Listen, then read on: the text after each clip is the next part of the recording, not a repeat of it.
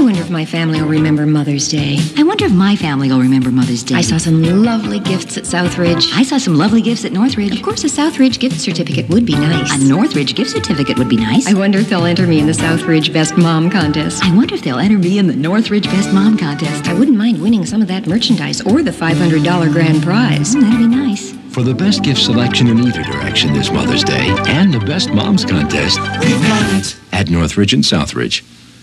This commercial was filmed as a promotion for Northridge and Southridge malls in Milwaukee. Both shopping centers were seen as state-of-the-art in their best days. But by the late 1980s, Northridge was the better location. I wonder if Barbara Anderson was asking herself if her family was going to get anything special for her from either of these locations for Mother's Day. It really would have been up to her husband. Her oldest child was only 5.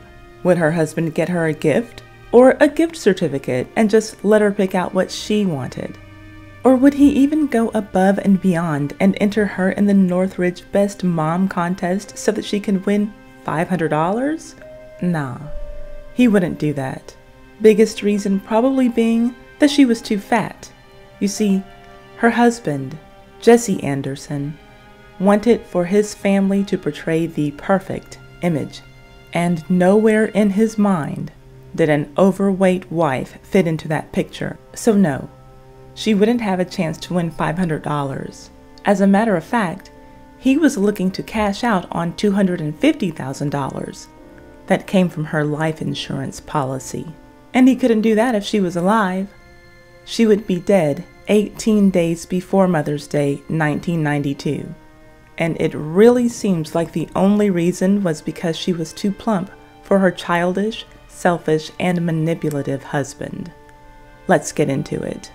But first, if you like these videos about the most scandalous people from yesteryear who make Ty's Hot Mess History channel a time capsule for the culture, subscribe and hit the notification bell so that you can know every time that I upload one of these videos or every time that I live stream.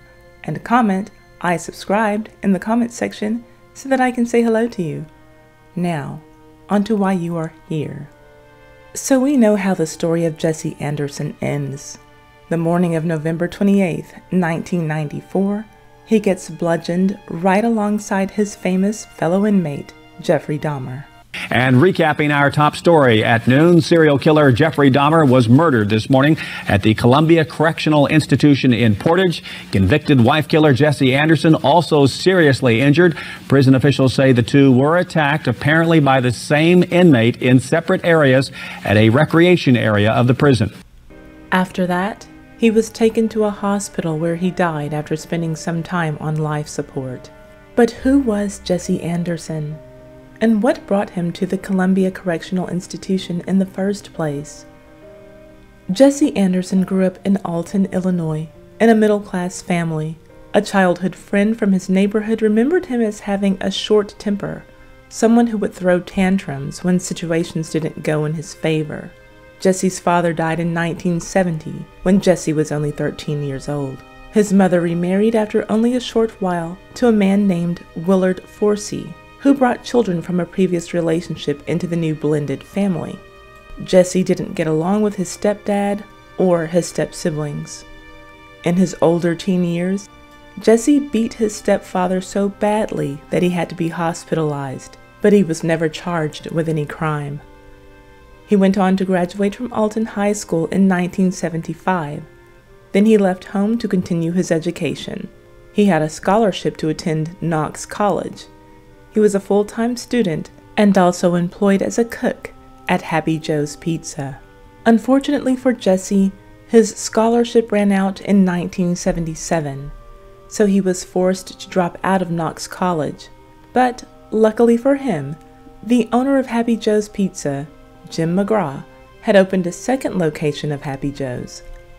Not only did Jim hire Jesse Anderson to work at the new location, but he gave him a promotion from cook to manager, as well as a place to live.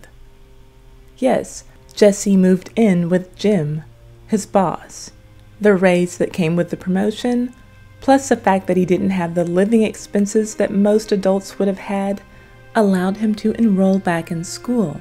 but this time at Clinton Junior College. While managing the new pizza restaurant in 1978, he met Deborah Ann Reese, the sister of a co-worker, and fell in love with her. Just 1 year after getting his promotion, his boss found out that Jesse was stealing money from the cash register.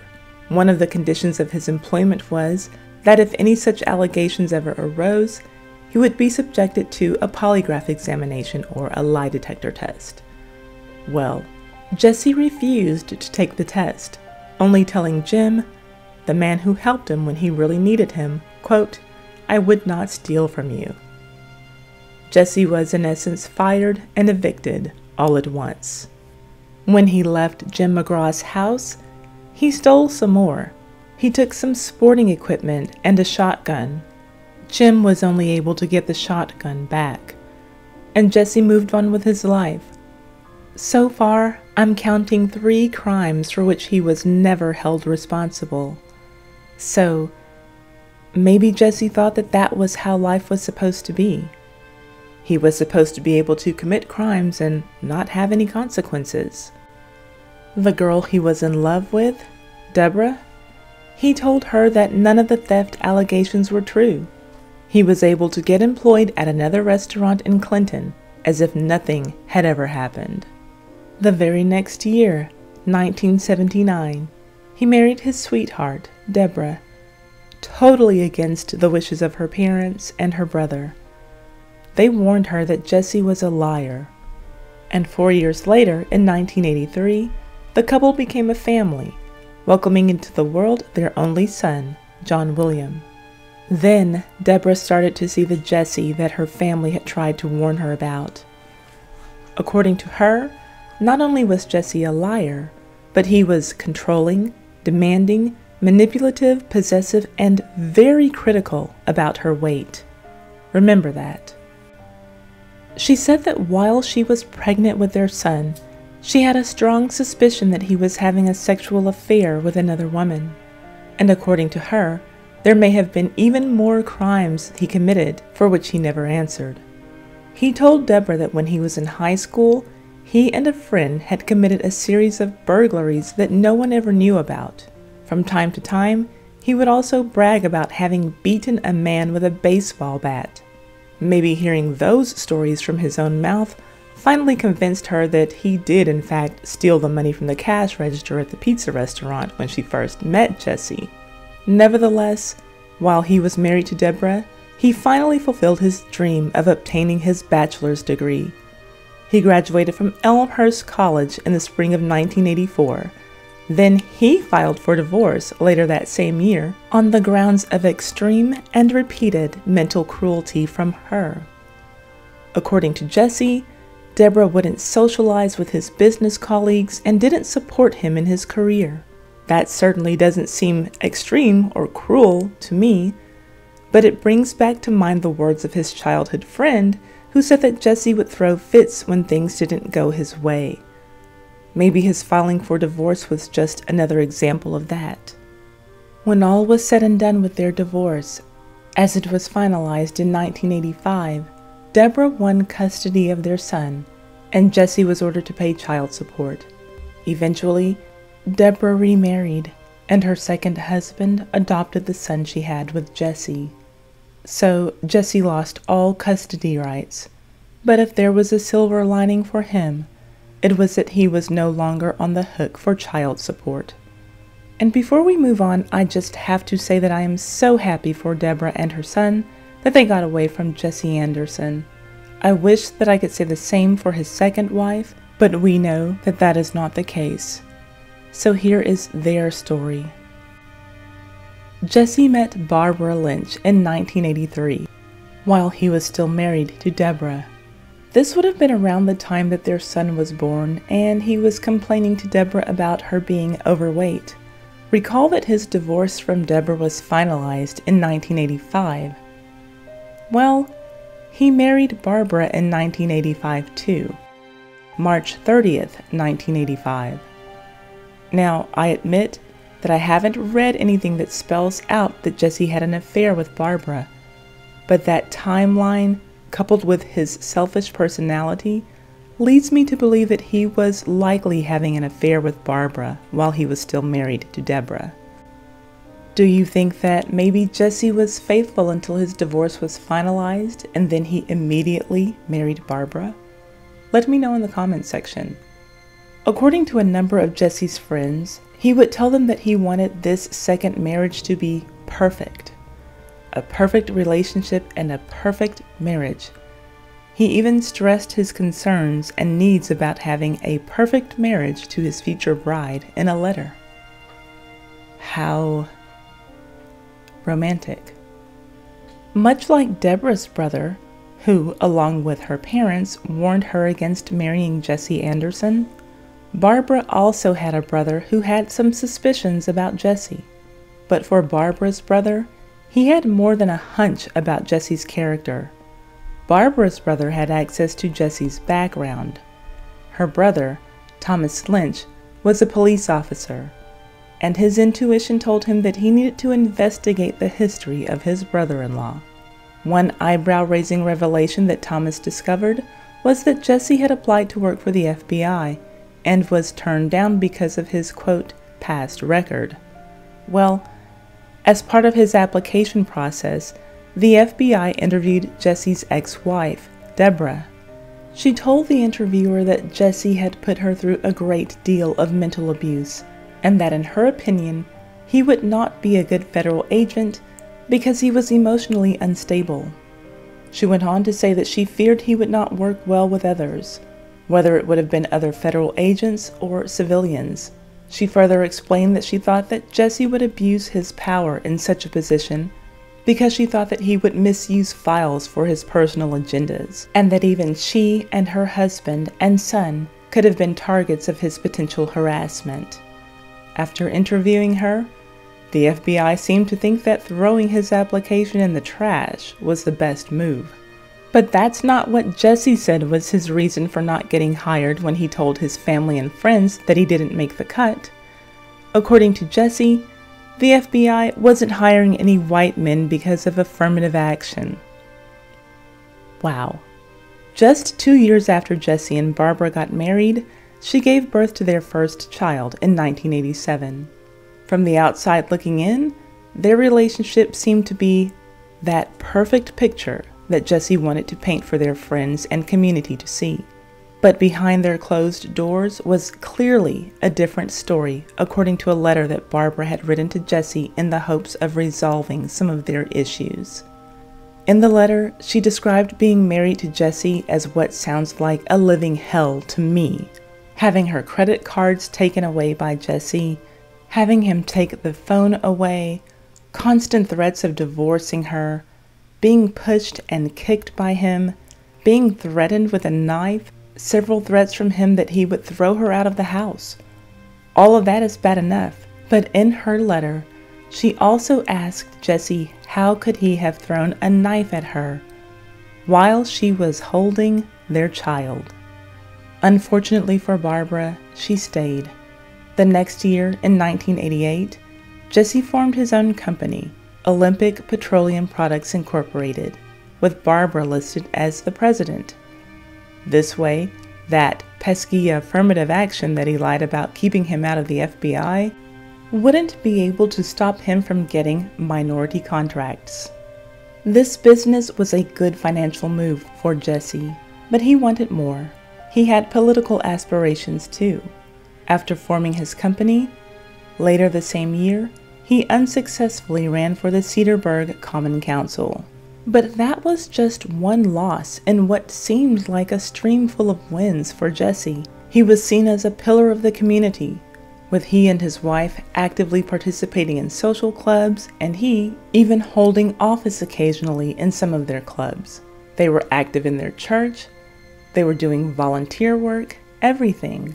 And according to the people in Jesse's social circles, he was the athletic, outgoing, fun-loving guy who had it all. And his business was doing well.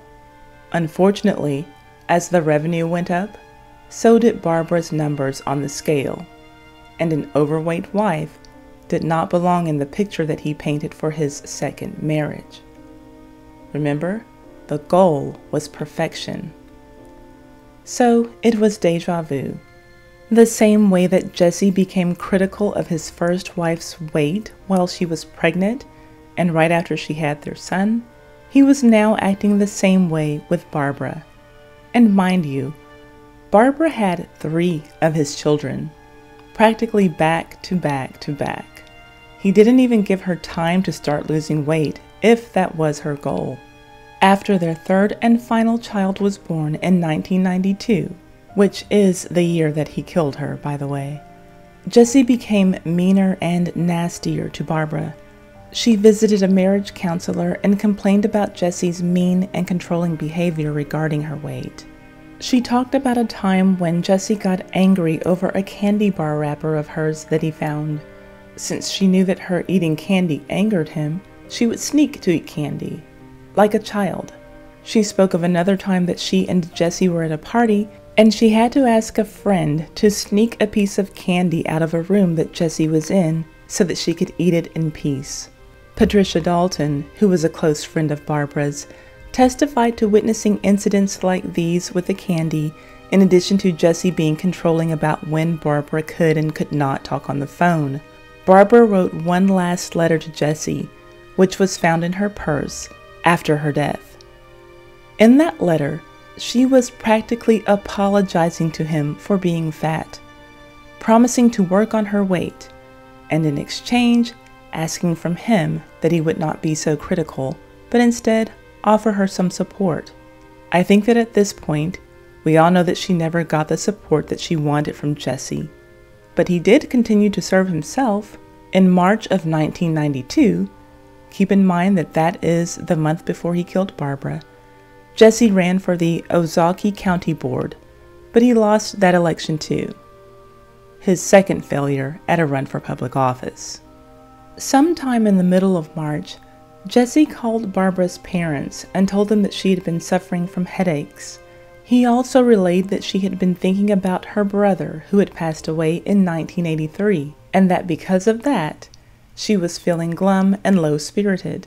So weirdly, Jesse told his father-in-law and mother-in-law that somehow because of her headaches and sadness, he was concerned that she was going to die soon. I know that that sounds strange to you. It sounds strange to me.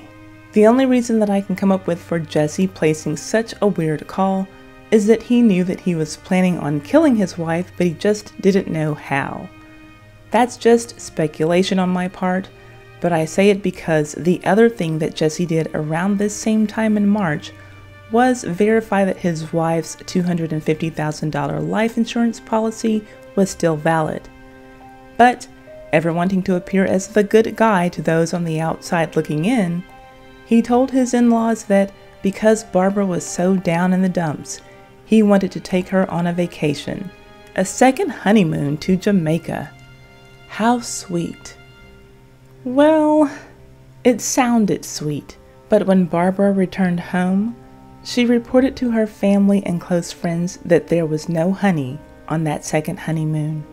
They stayed in Jamaica for the week of March 18th, and Jesse played golf every single day, paying very little attention to his wife, except for when he wanted to torture her in some way.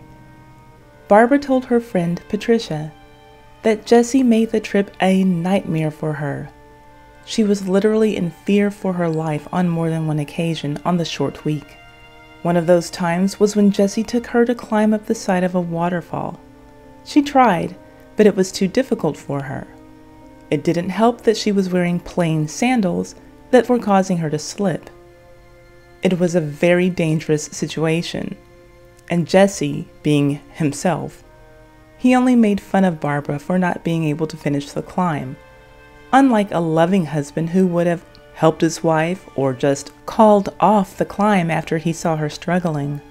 Quick side note, a lot of tourists who go to Jamaica climb the Dunn's River Falls. It is one of the biggest attractions on the island and very likely the waterfall that Jesse and Barbara attempted to climb in 1992. My parents sent me there on a trip with my high school dance team just 3 years after the Andersons were there. We were a group of fit teenage girls and it took us roughly an hour to climb the falls. And it was moderately challenging, even in wet sandals. I'm adding my personal side note to say that I can't imagine that that area was very different from 1992 to 1995. We were able to buy wet sandals at the site before the climb. I imagine, can't say for sure, that Jesse could have purchased wet sandals for his wife in 1992. Also, we were teenagers who were in shape from dancing all day. If it was challenging for us, Jesse had to have had an idea that the climb would have been a bit of a challenge for his wife, the one who he constantly told that she was fat and out of shape. People get injured climbing Dunn's River Falls on a fairly regular basis. Some people have even died trying to make the climb. One wrong step can send you away with a tide, or it can be very easy to slip on one of the large rocks. All of that to say, I wonder if Jesse's plan was for his wife to die on that excursion. I can't say for sure, but I could see that being his idea. Let me know if you think that that was his plan. Then there was another outing that Jesse told his friends about. He took Barbara up into the mountains. She didn't enjoy it, as he should have known she wouldn't, because she had a serious fear of heights. This is not in any record that I have read, but in my mind, Jesse took Barbara on that vacation with plans to kill her, possibly by forcing or allowing an quote-unquote accident, or maybe even hoping that she would have a heart attack as a result of her fear.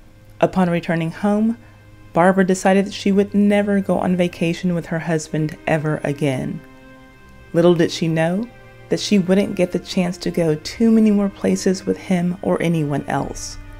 For when she returned home, she only had 33 days left to live. When the Andersons got back to Milwaukee, it was back to reality, which was their troubled marriage, and according to the Wisconsin State Journal, adultery, and their massive pile of debt, which would have been a surprise to anyone. Jesse earned $145,000 per year, which is an impressive income for a lot of people even today in 2022. But in 1992, that $145K had the buying power of just over $300,000 by today's standards. And on April 1st, 1992, Jesse refinanced the mortgage on their home, now increasing it to $161,000.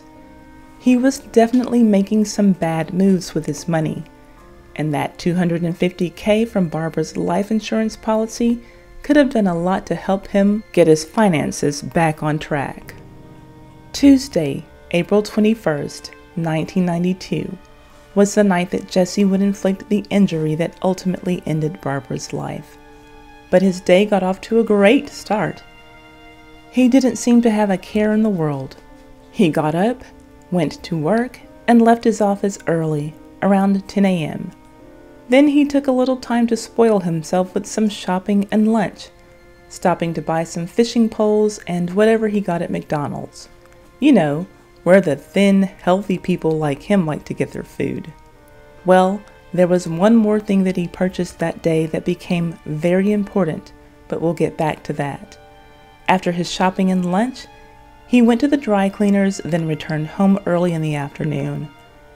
Barbara had a sinus infection, so she went to a local clinic to get treatment while Jesse stayed at home to watch the kids.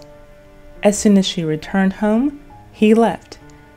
He went to his favorite country club for a round of golf. Then he ran a few more errands before returning home that evening. That night was a date night that the two had been planning for days. Planning, dreading, same thing, right? Both of them had told their respective friends that they didn't even want to have the date night. Nevertheless, the couple hired a babysitter to watch their 3 children, and they left home around 6:30 p.m. for their movie and dinner date. It was at Milwaukee's Northridge shopping center, which was very intentional on Jesse's part because there were existing racial fears surrounding the shopping center. By the late 1980s, many of the white residents of Milwaukee who could move north had. The Northridge shopping center had been seen as one of the better and safer malls in town because of its more northern location. But there had been talk about how more blacks were moving north and frequenting the spaces that had previously been mostly white, thus making those places less safe or unsafe. There were many urban legends about crimes at Northridge, but the fact was that the crime rates there were very low. But back to date night. First, they went to the movie theater to watch City of Joy. Then they went to TGI Fridays to eat. Just after 10 o'clock, they were done with their meal and walked out to the parking lot to get in their car and return home. At least that's what Barbara thought. Obviously, Jesse had other plans. When the couple reached their car, an ear witness named Daniel Brodingham heard a woman screaming, "Help me! Oh my God, help me!" He followed the screams to find Barbara and Jesse. They were in between their Volvo and a van. Barbara under the van, profusely bleeding from stab wounds to her face. Jesse on his hands and knees. Daniel ran inside of the TGI Fridays for help, asking employees to call 911. Paul Torsivia was the EMT on the scene. He asked Barbara if she had been run over by the van. She was only able to shake her head no. Jesse took over and did the talking from that point. He told the first responders that he and his wife had been robbed and stabbed by two black guys, and that she had been struck in the head 5 times and he had been stabbed in the chest. He said that his arms were numb, but he was okay. I guess in an effort to prove that he had been stabbed, he left the knife in his chest. The EMT told Jesse not to remove it, but he did anyway, all the while urging the first responders to please take care of his wife first. He really tried to create a scenario that made him out to be a victim and protector at the same time. With the knife out of his chest, his next immediate step was to call attention to a Los Angeles Clippers cap that was on the ground. He told everyone at the crime scene that the cap and the knife belonged to the two black guys who had just robbed and stabbed him and his wife. While he reported that his wife had been struck 5 times, Barbara's medical examination showed that she had in fact been stabbed 21 times in the face and head, several times around her left eye, with one wound even penetrating both her scalp and brain. Jesse had only 4 stab wounds to his left chest and shoulder area, and oddly, his wounds were only superficial. But both he and Barbara were hospitalized at the Milwaukee County Medical Center. Barbara had to be placed on life support. So let's see if Jesse could keep up with all of the lies that he told the police department during this investigation. Spoiler alert, he couldn't. But here are his many different scenarios of how that attack played out. On the night of the incident, he told the police that he and Barbara were walking to their car, then they were attacked by 2 young black men who attacked them without any warning, and they didn't demand anything from them. You might remember that he told the EMT that he and Barbara were robbed, even though anything that a robber would have wanted to take was still in his and his wife's possession. His wallet, money, and gold chain, her purse, rings, and watch. So, already on the same night, 2 different stories. But he would have even more versions before all was said and done. He went on to tell the police that same night that he heard Barbara scream, then he turned around and got stabbed, then he pushed away one of the attackers and that guy's cap fell off. He got stabbed again, then he heard his wife scream again. So he tried to drag her under the van that was parked next to their car to get her out of harm's way. After that, the 2 attackers ran away. The very next day, on April 22nd, his story was a little different. This time, he said that he heard Barbara scream, turned and saw her being stabbed by the back of the van, and when he tried to help her, the same guy who stabbed Barbara also stabbed him. Then, Barbara fell to the ground, stopped screaming, and she crawled under the van, while the second attacker was trying to grab her. Jesse then tried to get into their car to the car phone to call for help, but he went down too. And after that, he pulled Barbara further under the van. Very different stories. Then the next day, April 23rd, he told what was basically the same story that he told on the 22nd, but he left out the part in which he tried to enter his car. On that same day, Jesse had Barbara removed from life support, claiming that his wife told him that she never wanted to be on life support. Barbara never regained consciousness and later passed away. After she was pronounced dead, Jesse received the payout on her $250,000 life insurance policy. The day after that, April 24th, Jesse was listed in stable condition and he was up and walking. He lived to lie again, and that's what he did on the very next day when he was interviewed once more by the detectives. On April 25th, his story had some more changes. In this new version, there were a number of discrepancies. Barbara kept screaming while crawling under the van. He claimed that he had opened the front passenger door to unlock the back door so that he could get to his phone, but he became too weak to reach for his phone, so he yelled for help. Then, he reached for Barbara under the van and tried to shake her. She just moaned and shook her head. I honestly don't know how anyone at the police department kept up with all of this. Still, he went on to give the police the descriptions of the attackers. He had a very detailed description of the guy who stabbed him. He was about 6'1", slim build, 175 pounds, medium brown complexion, flat top haircut, thin mustache. He wore dark clothes, black high-top sneakers, and a Clippers cap. He wore the cap backwards, you know, in the way that demonstrates gang affiliation. That is according to Jesse. Now, I have never heard that wearing a cap to the back was anything gang-related, but in Jesse's mind, it was. From what I know, that started with catchers in baseball as a way to keep their brims out of the way of their masks, and it caught on as a fashion statement in the late 80s after Sylvester Stallone wore his cap to the back in Over the Top. I've never seen the movie, but Sly doesn't appear to be portraying a gangster in any of the photos I've seen. As for the other attacker, he didn't see him well enough to give a lot of details. He was thin, smaller than the stabber, and wearing dark clothes. Of course, Jesse couldn't be the only witness police would question. There was also Brenda Newman. She and Daniel, the first witness who showed up to get someone to call for help, both lived in a building near the TGI Fridays. Her story was that she heard a woman screaming, "Help me, help me," around 10:15 p.m. So she looked out of her window and saw a woman being chased by two African Americans wearing dark clothes. She went on to say that many people were exiting the TGI Fridays while this was happening, but no one stopped to help. She eventually saw Daniel arrive at the crime scene. Later, she saw the two black men run to two separate cars.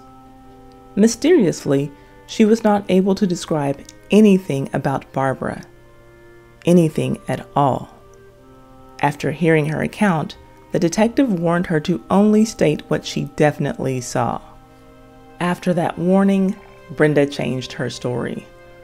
Her revised story was that she only saw one attacker, and she wasn't sure if he was black. As a matter of fact, she added that the stabber could have been Barbara's husband. That night, he was wearing dark clothes. No one else saw what happened. The police eventually confronted Jesse about the accusations against him in the letter that was in Barbara's purse. Jesse, ever the liar, said that he and his wife had no marital issues. All that the detectives had to go on was their own instinct and Jesse's word, which they did not trust. They continued to search for the suspects that Jesse had described, stopping and detaining numerous black men in the days following the attack. North Shore Crime Stoppers offered a $2,000 reward for information leading to their arrest. As it was starting to become more and more clear that Jesse was the main person of interest and most likely Barbara's murderer, his face and name was the lead story of every news broadcast and on the front page of every local newspaper. All of that finally eased up for Jesse when the 4 police officers who were accused of assaulting Rodney King were acquitted, even though that case was in Los Angeles. There was this notion that race issues were no longer a thing in America and hadn't been since the 1960s. But here we were as a nation in 1992 with 2 stories that were clearly about race at the forefront of every news broadcast.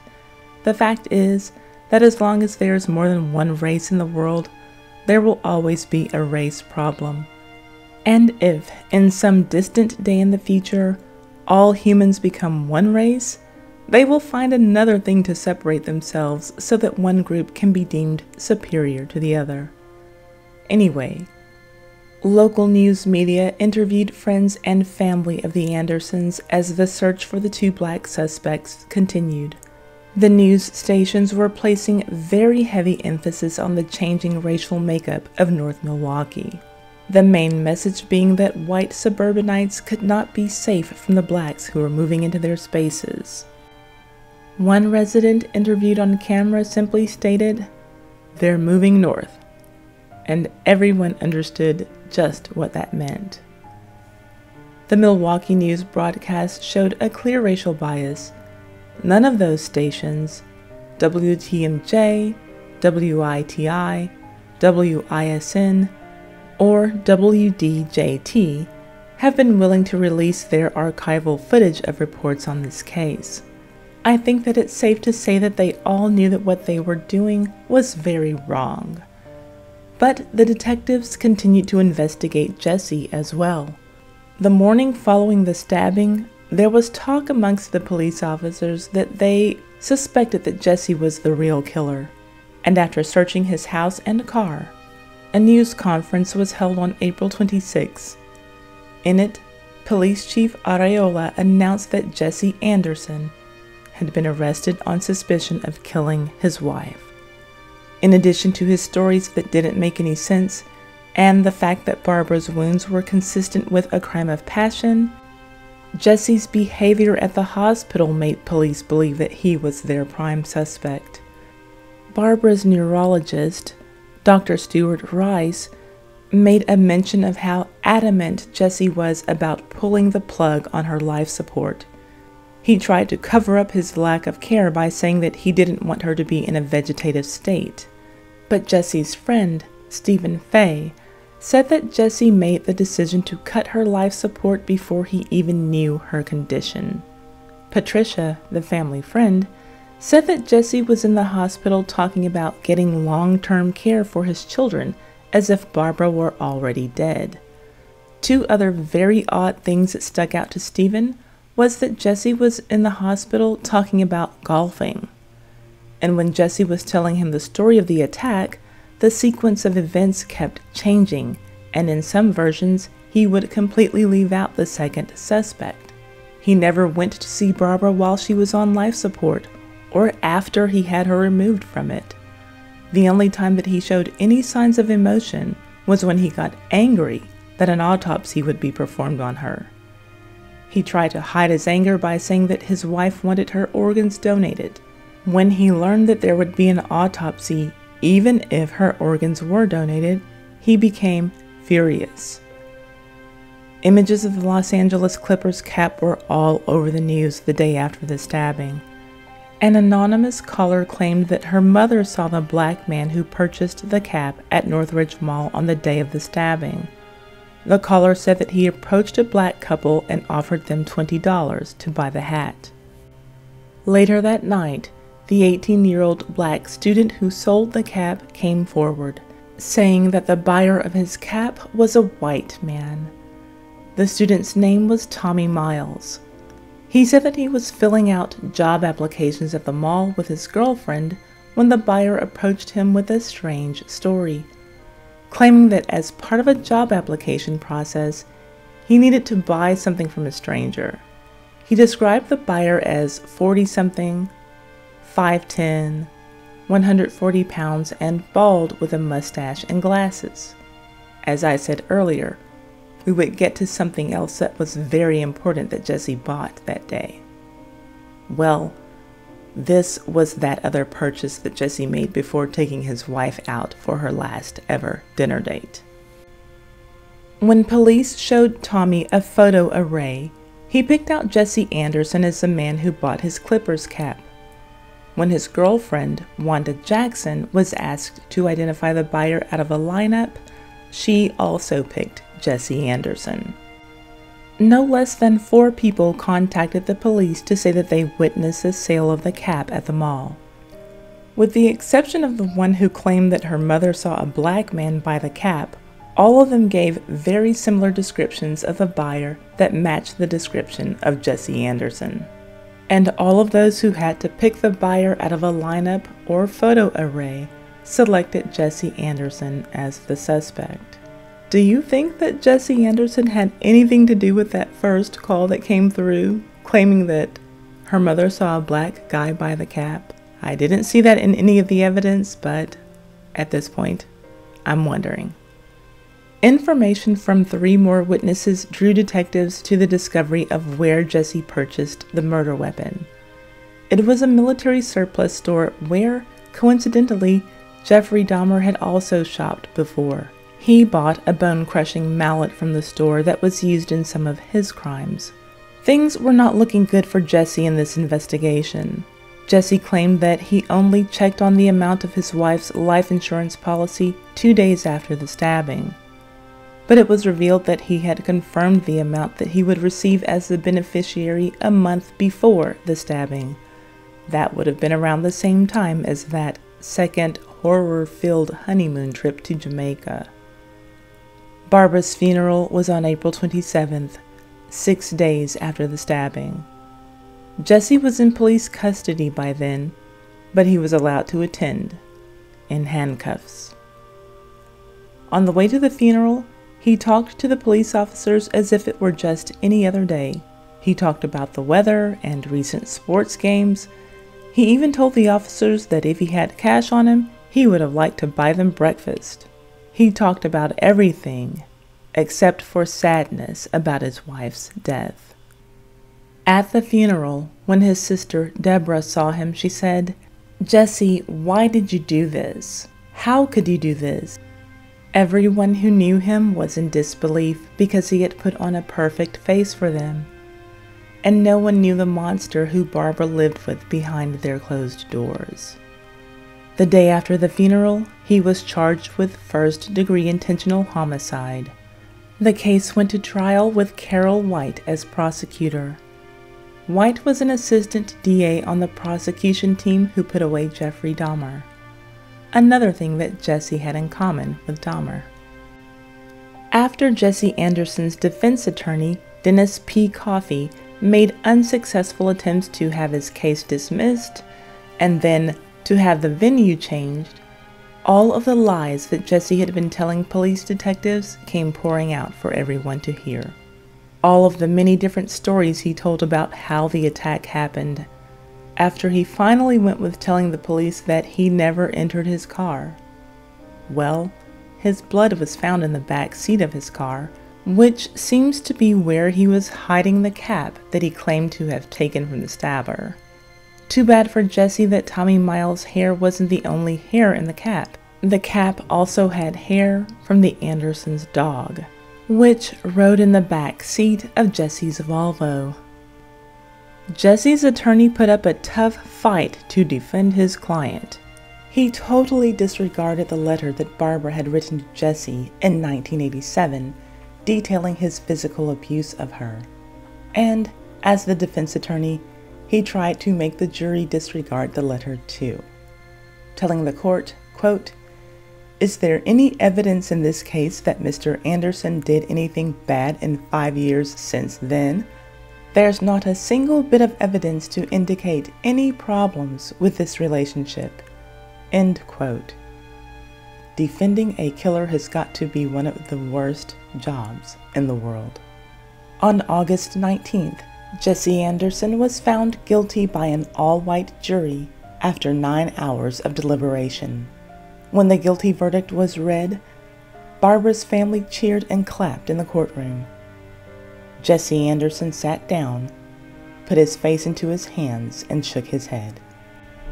The community seemed to be pleased with the verdict and thankful that the trial was over. The Channel 12 News Team.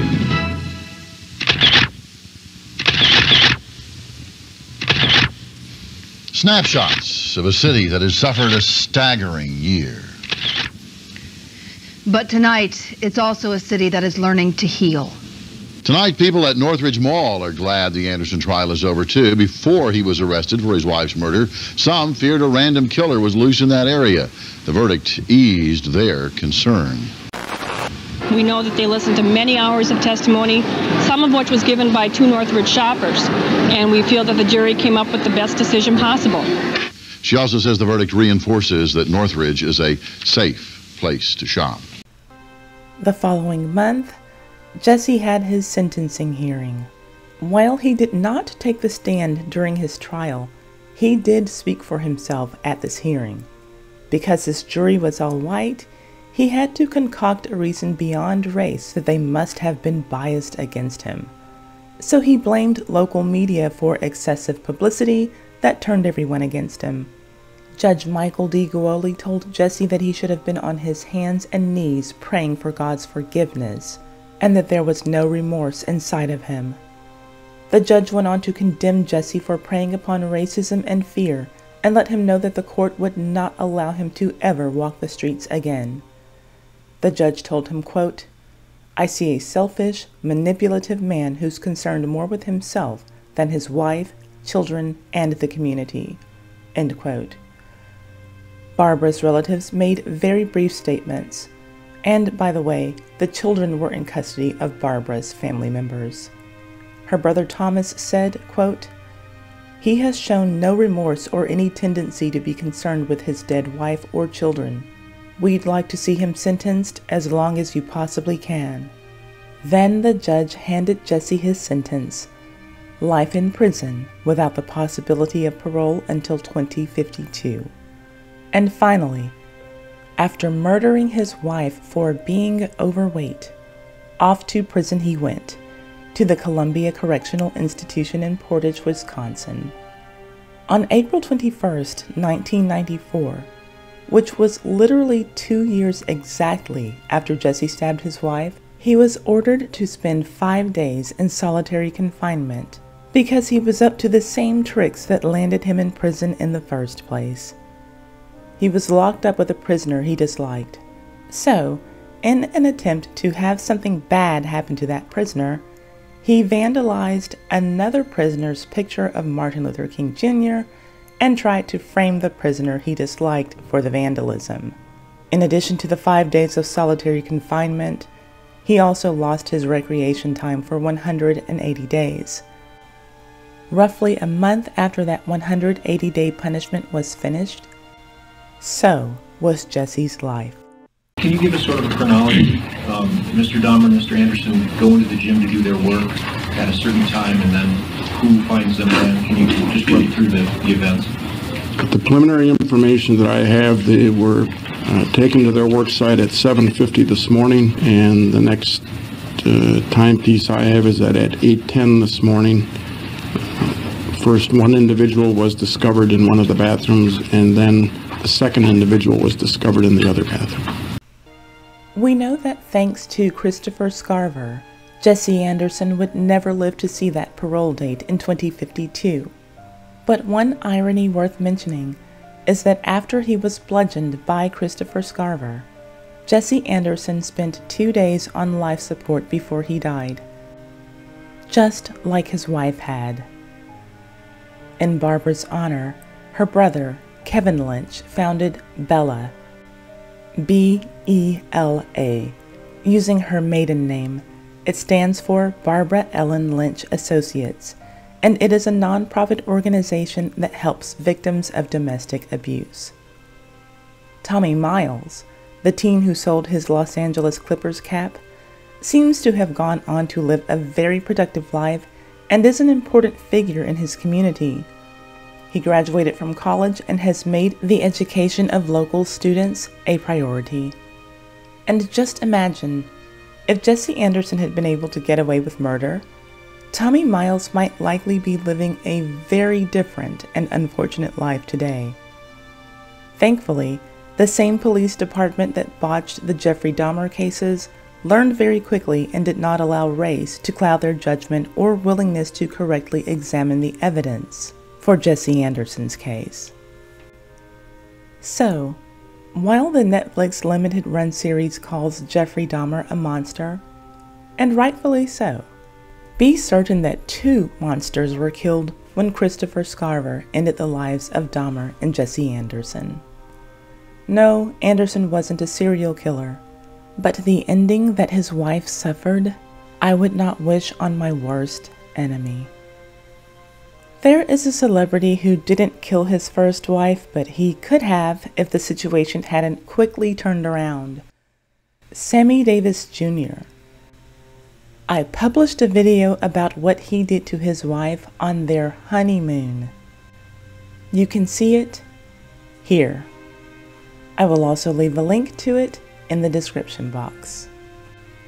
My sources for this story are The Journal Times Archives, 1992, crimesoftheday.wordpress.com, Wisconsin State Journal Archives, 1992, Leader Telegram Archives, 1992, They're Moving North, Milwaukee, the Media, and the Murder of Barbara Anderson by Benjamin Schultz, Daily Citizen Archives, 1992, The Sheboygan Press Archives, 1994, The Capital Times Archives, 1992, Southtown Star Archives, 2005, Milwaukee Sentinel Archives, 1992, Milwaukee Journal Archives, 1993,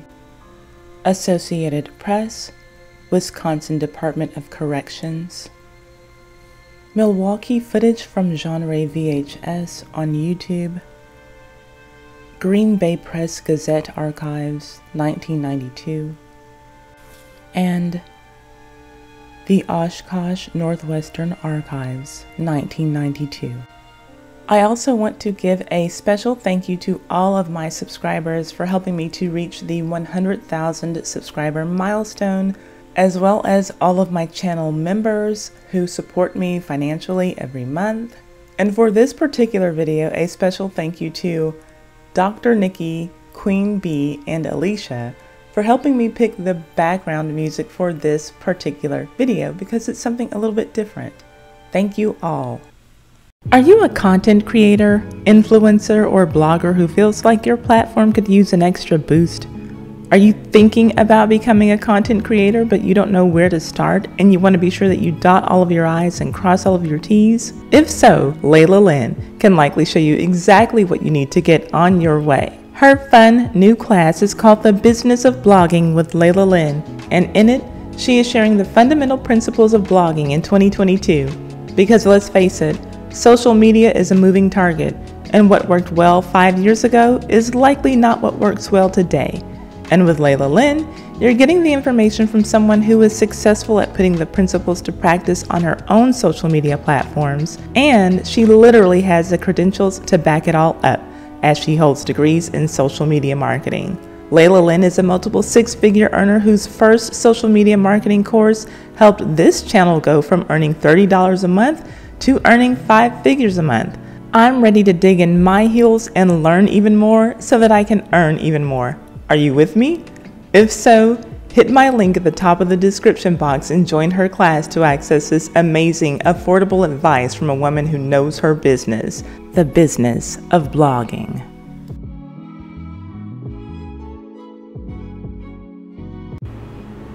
If you want text notifications so that you can get a text a few minutes before I release a new video or before I live stream, text me at 310-634-28 0865 to let me know, or you can hit my link that's in the description box.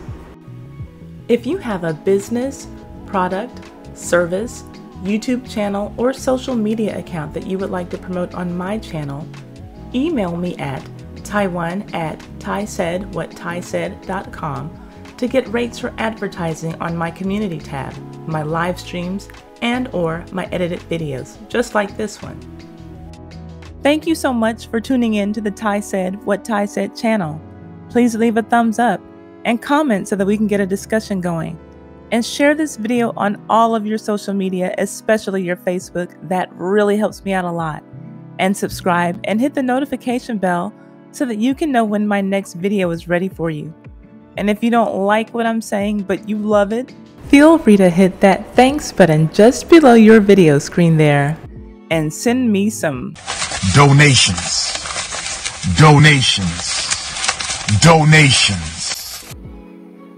Yeah, baby. See you on the next video.